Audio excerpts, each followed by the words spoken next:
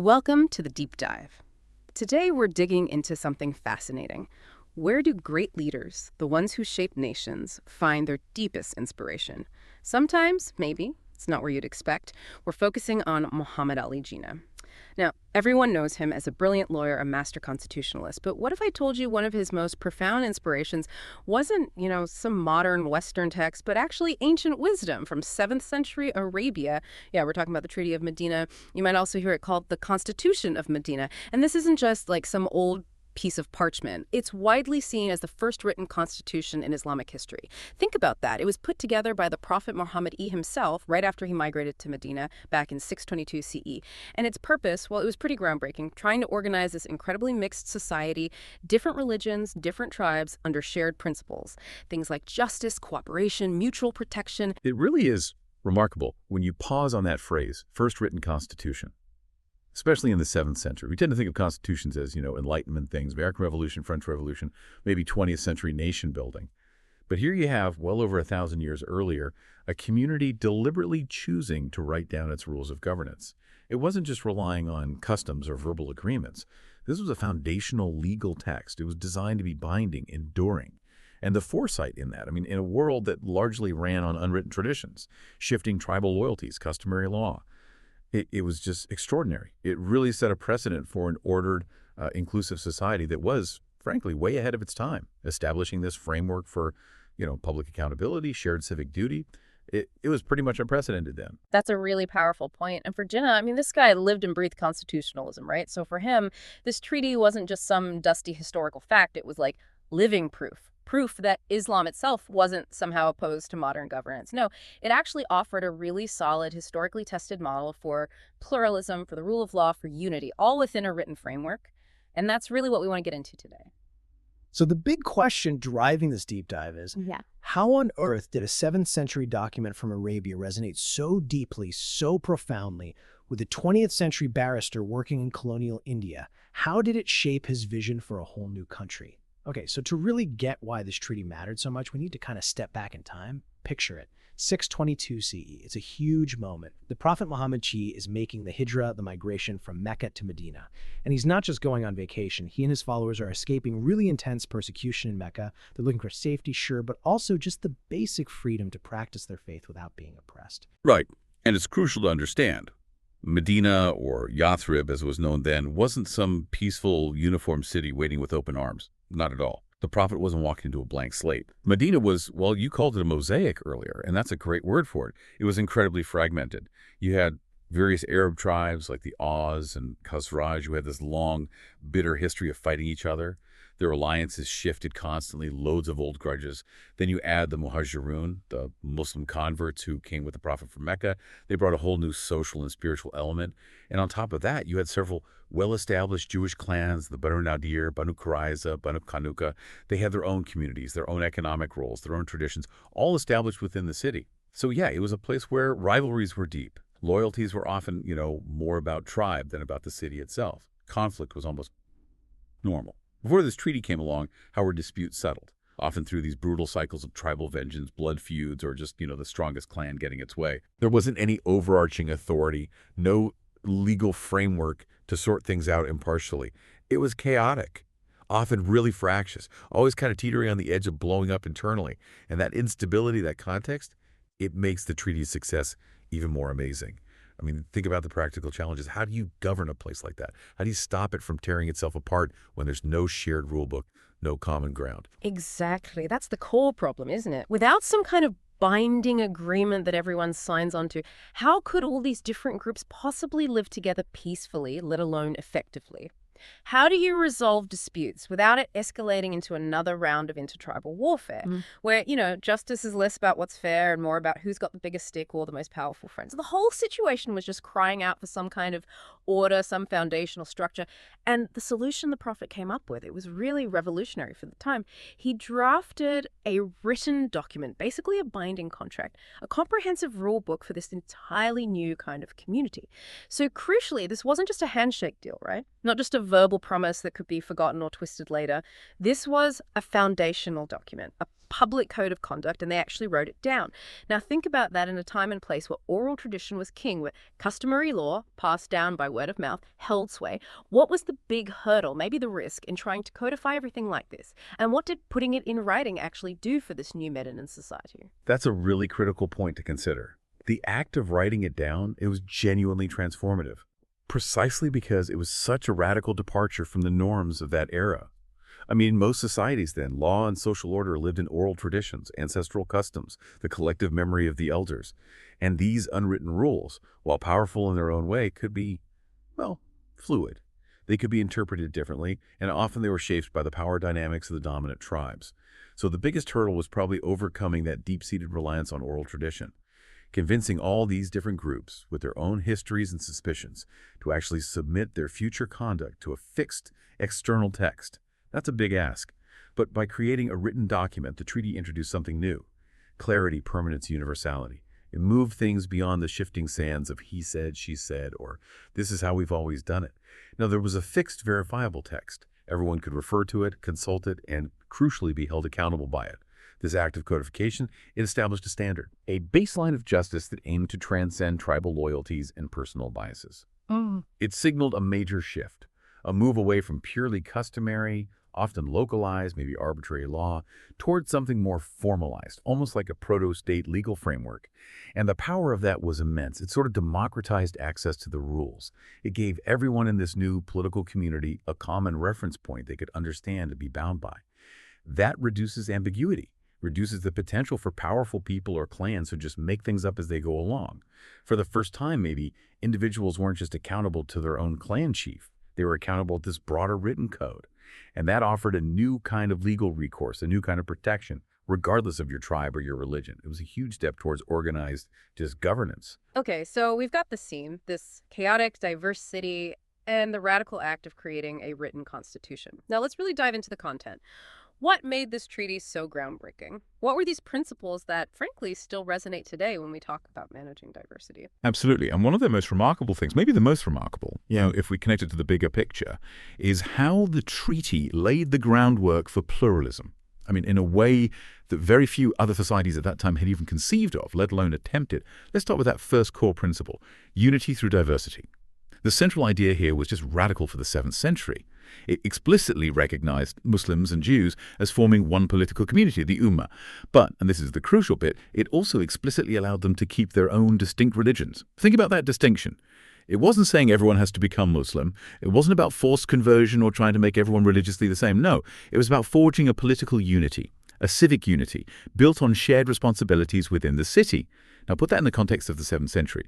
Usually your religious identity was your political allegiance, full stop. Minorities, often they faced pressure to convert, or they were kicked out, or they were officially second-class citizens within state systems. Think about, say, the Byzantine or Sasanian empires nearby. State religion often meant pressure on minorities, sometimes subtle, sometimes not so subtle, or at least a clear hierarchy. The treaty, though, implies this significant distinction between your religious identity and your political belonging. It carves out a shared civic space while actively respecting different faiths. It was this incredibly pragmatic realization that, yes, people with different beliefs can coexist under one civic umbrella, and each group can contribute to the common good. That was profoundly progressive. That distinction is just huge, isn't it? Because it wasn't just passive, okay, we'll tolerate you. It sounds much more like an active embrace of coexistence. And that leads directly into the second principle you mentioned: equal rights and duties. So each group had the clear right to practice its own faith without anyone interfering. I mean, that alone is pretty amazing for the time, especially for established communities like the Jewish clans who had their own long histories. But here's the other side of the coin, that freedom came with a serious commitment, shared duties. And the big one was the collective responsibility to defend the city. So it wasn't just about tolerance, like you said. It was about active participation, mutual commitment. It established a real social contract. Rights come with responsibilities. Freedom comes with obligations. It meant, okay, you worship differently. Maybe you have different internal laws for your community. But if Medina is attacked, your loyalty is to the city. You stand shoulder to shoulder with everyone else to defend it. That idea, civic duty trumping religious difference in a crisis, that must have been a powerful unifying force. It gave everyone a shared stake in the community's survival, its prosperity, and it stopped any single group from just, isolating itself or demanding rights without pitching in for the common good. Exactly. And if you're going to have such a comprehensive contract, binding all these diverse groups together, you absolutely need a fair way to resolve disputes. You need a mechanism for impartial resolution. And that brings us neatly to the third principle, rule of law.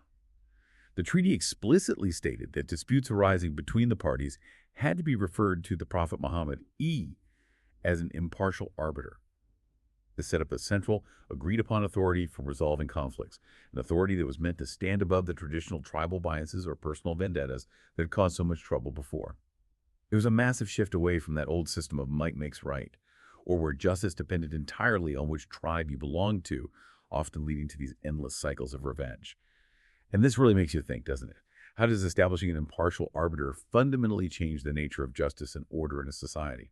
Well, it means disputes are no longer just about who's stronger or richer or has more connections. It's about applying a common standard, rules that everyone, in theory, agreed to. This mechanism moved Medina towards a more universal legal principle. It aimed to break those cycles of retribution that had plagued the city, and hopefully foster a greater sense of fairness and stability for everyone living there. It was absolutely foundational for building trust across those communal lines. And that shared responsibility, that need for trust, wasn't just abstract, it wasn't just theoretical, it was cemented, made concrete by the fourth principle, collective security. The deal was clear. If Medina gets attacked by an outside enemy, all communities, doesn't matter if you're Muslim, Jewish, whatever tribe, everyone has to defend the city together. This wasn't like a suggestion. It was a core, non-negotiable part of the agreement. And that powerfully reinforces this whole idea of a single political entity, a shared fate.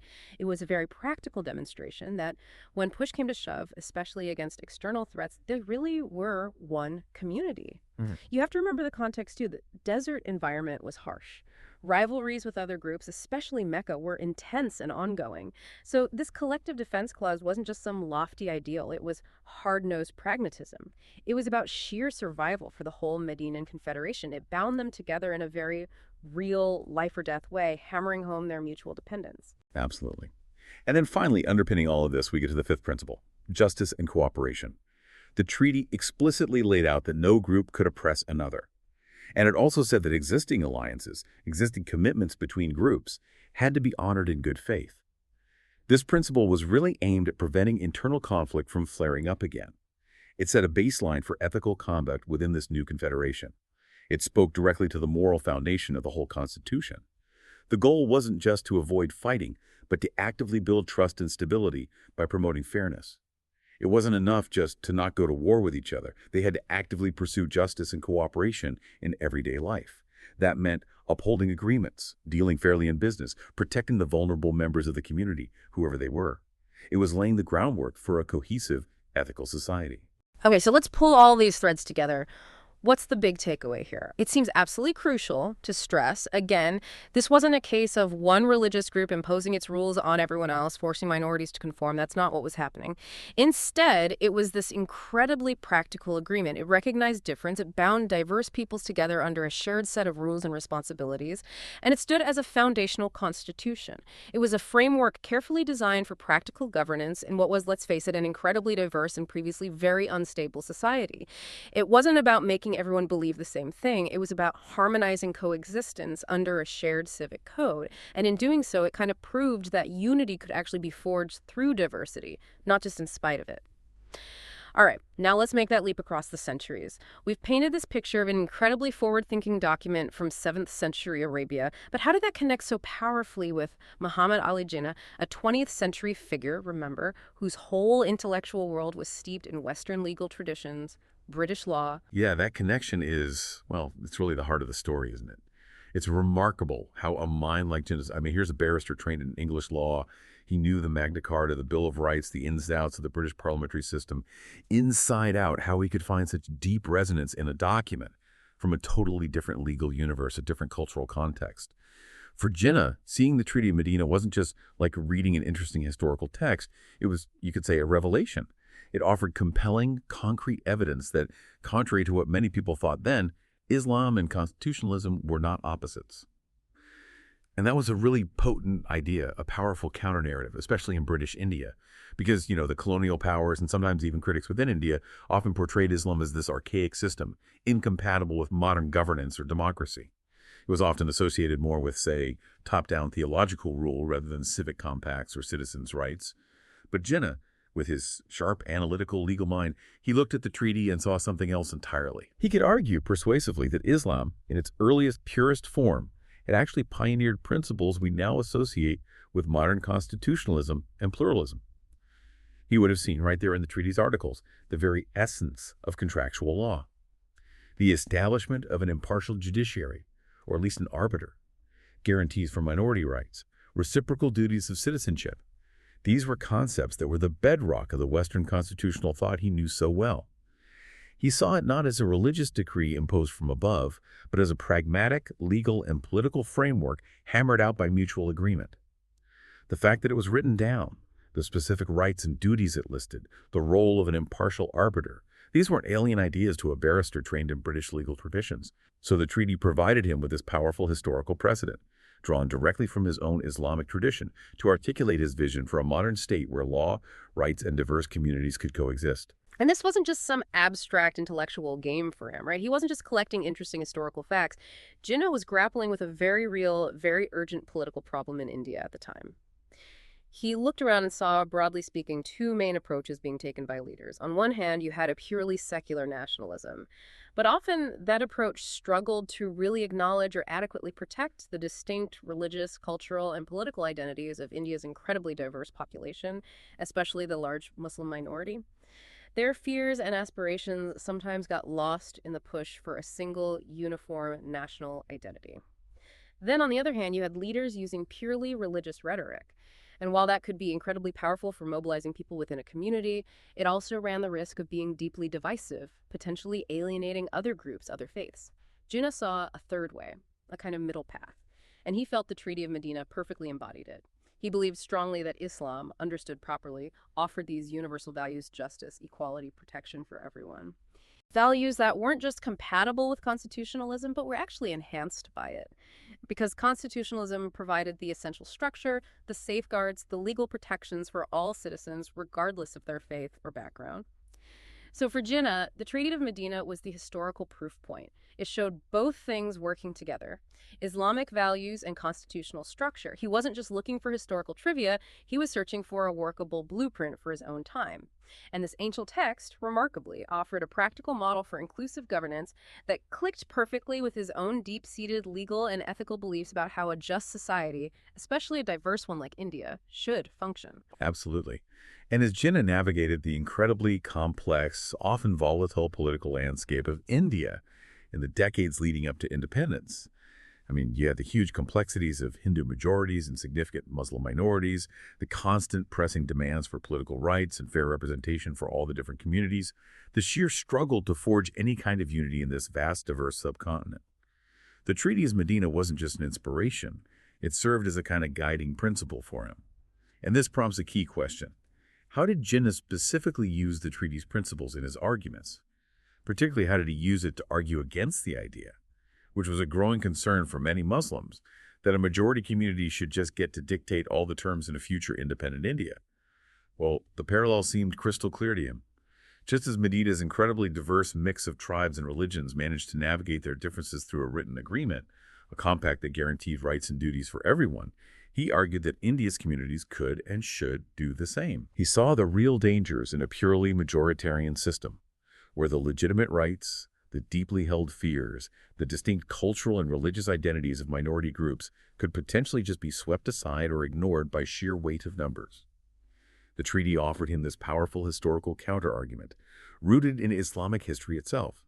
It presented a model where diverse groups weren't just, grudgingly tolerated. No, they were formally recognized, their rights were protected, and they were integrated as distinct groups within a unified political framework, with guaranteed safeguards for their religious freedom and cultural autonomy. So he could use it as proof, drawn from his own tradition, that an Islamic framework wasn't inherently exclusionary or anti-pluralist. In fact, it could be the very opposite. This countered the narrative, which was sometimes put forward, that any move towards Muslim self-determination would automatically lead to an oppressive or intolerant state. And that's where his core argument, drawing on this ancient wisdom, becomes so elegant and politically so potent in the context of India. It boiled down to this. Look, if Jews and Muslims could manage to live together under one carefully negotiated written document back in 7th century Medina with clearly spelled out mutual rights and duties, then why couldn't Hindus and Muslims do the same thing under a strong, fair constitutional framework in 20th century India? Now, let's be clear.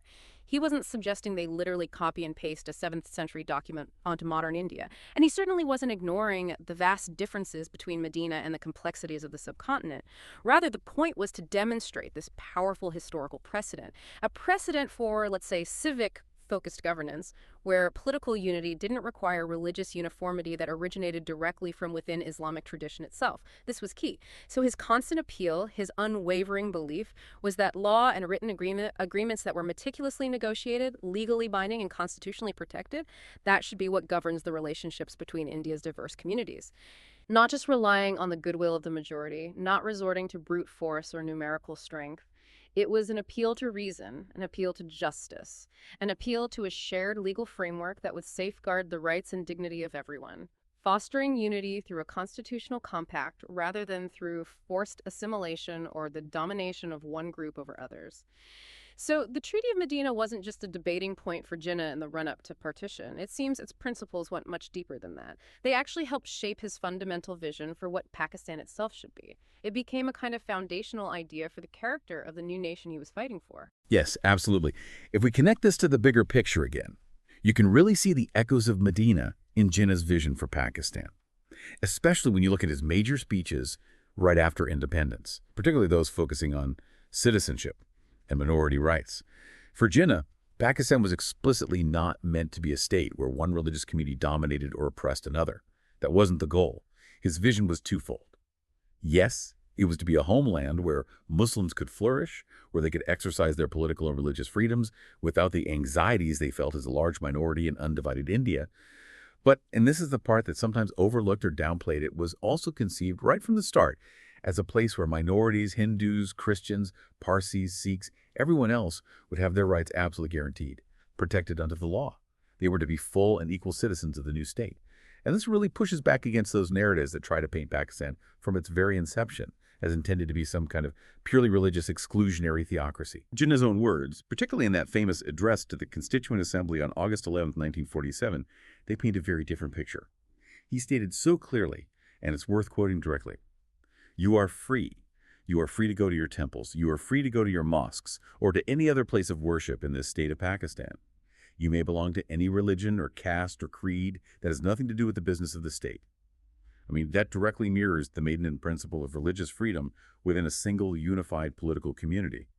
His point was consistently that Muslim self-determination didn't mean suppressing others. Quite the opposite.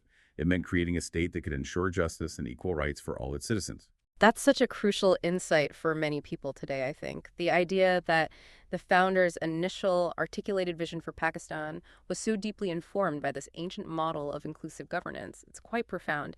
And even after independence, as you say, he kept hammering this point home. Equal citizenship for all, regardless of faith. His vision for Pakistan, drawing on that Medina precedent, was remarkably consistent. Unity without uniformity, diversity under justice. That phrase really captures the essence of the treaty's approach, doesn't it? And it highlights just how important it is to understand these historical roots, these foundational ideas, when we try to understand the intended principles of any modern nation state. It shows this amazing continuity of thought stretching across more than 1,000 years, providing a potential blueprint for building a nation in the modern world. Okay, so we followed this thread from 7th century Medina through Jinnah's struggles in 20th century India to his vision for Pakistan. What does it all boil down to for us sitting here today? What are the timeless lessons we can take away from the Treaty of Medina, especially when seen through Jinnah's eyes? Lessons for our own societies, which are often grappling with huge diversity and complex governance issues. That's the big question, isn't it? In an age like ours, which often feels so polarized, so fragmented, what can we genuinely learn from a 1,400-year-old document that managed, at least for a time, to navigate some incredibly deep societal divisions? Well, the first lesson, I think, is pretty profound. Pluralism isn't a weakness, it's actually a strength, especially, and this is key, when that diversity is deliberately harnessed and bound together by clear, fair, enforceable laws and a shared constitutional framework. Too often, maybe, Modern states see diversity as a problem to be managed, something to be contained. The treaty suggests a different approach. See it as a rich tapestry, something to be embraced and harmonized through just legal structures. It showed that distinct identities could not only coexist, but actually thrive and contribute within a single political body, making the whole thing stronger and more resilient because of its diversity, not despite it. That's a really powerful reframing, and it connects directly to the second lesson, doesn't it? Yeah. This idea of the reciprocity of rights and duties. The treaty made it clear your freedom, your individual rights, especially freedom of faith, they have to be balanced. They have to be matched by a fundamental loyalty to the community, to the state, and a commitment to shared collective duties. It's not just about what are my rights. Yeah. It's also about what are my responsibilities to the whole. That tension, that necessary balance between individual freedoms and our civic responsibilities, it's crucial in any diverse society, isn't it? I mean, think about it today. Your right to free speech comes with a responsibility not to incite hatred. Your right to benefit from public services comes with a duty, if you're able, to contribute through taxes. The Medina model showed, way back then, that getting this balance right was absolutely essential for stability. Precisely. And the third lesson flows from that need for balance and fairness. It's about leadership. Leadership requires unwavering fairness and impartiality. Just think back to the treaty appointing the prophet as the arbiter, someone expected to rise above tribal loyalties and ensure justice for all parties involved in the dispute. That's a model for modern leaders, too. They absolutely have to strive to rise above factional interests, above just pleasing their own base, above personal biases. Good leadership, especially in diverse societies, means acting with genuine fairness and justice for all constituents, regardless of their background, their beliefs, their political leanings. We see it time and time again, don't we? When leaders become champions for only one segment of society, when they fail to be impartial, that's often the quickest route to eroding trust, to social disintegration, to conflict. Without that trust built on perceived fairness, no constitutional framework, no matter how well written, can really hold a diverse society together. That's so true. Which brings us to the final lesson, one that feels incredibly relevant today. Constitutions are sacred trusts. They're not just pieces of paper. They're not just bureaucratic documents or political tools that can be bent or ignored or rewritten whenever it's convenient for those in power. The Medina example and Jinnah's reverence for constitutionalism suggests we should view them differently. They are profound covenants, agreements that bind diverse communities together. They are sacred trusts that uphold the foundational bargain of a society. This really emphasizes the sanctity, the immense importance of constitutionalism, not just as a legal system, but as a moral compact, a promise between different peoples that provides stability, protects rights, and defines the very essence of who we are as a shared community. When we treat our constitutions with that kind of respect, as near sacred pledges, we invest them with the power they need to actually unite us, to ensure justice, and to provide that lasting framework for peace, even amidst deep diversity. #outro. So we've taken quite a journey today. From 7th century Medina, tracing the echoes through the complex politics of pre-partition India, right into the heart of Jinnah's vision for Pakistan. It seems pretty clear that the Treaty of Medina wasn't just some obscure historical reference for him. Its ancient wisdom actively guided his fight for constitutional rights, for minority protections, and ultimately, it profoundly shaped his ideals for a diverse and, he hoped, inclusive Pakistan. Exactly.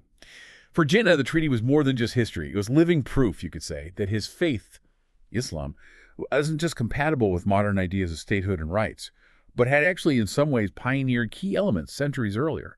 He saw it as a kind of spiritual bridge, connecting faith and law, connecting tradition with modernity. And it offered him a practical historical blueprint to address the immense challenges of building a nation in his own time. So, here's a final thought for you, our listeners, to mull over. The next time you're thinking about the foundations of a nation, or maybe the challenges we all face in uniting diverse peoples in our own communities, our own countries, in this increasingly complex world, consider this. Sometimes, maybe, the most profound answers, the most useful models, aren't only found by looking forward, by trying to invent everything anew. Sometimes they can be found by looking deep into the wells of history, where forgotten covenants like the Treaty of Medina still have so much to tell us about justice, about diversity, and about the enduring power of a written agreement, a shared word. Makes you wonder, doesn't it? What other ancient models of governance, perhaps from civilizations we don't often study in this context, might hold unexpected keys, forgotten wisdom for tackling our modern dilemmas? How else can we foster that crucial unity without uniformity? Keep exploring, keep questioning, keep digging deep into these fascinating connections. Thanks for joining us on The Deep Dive. Until next time.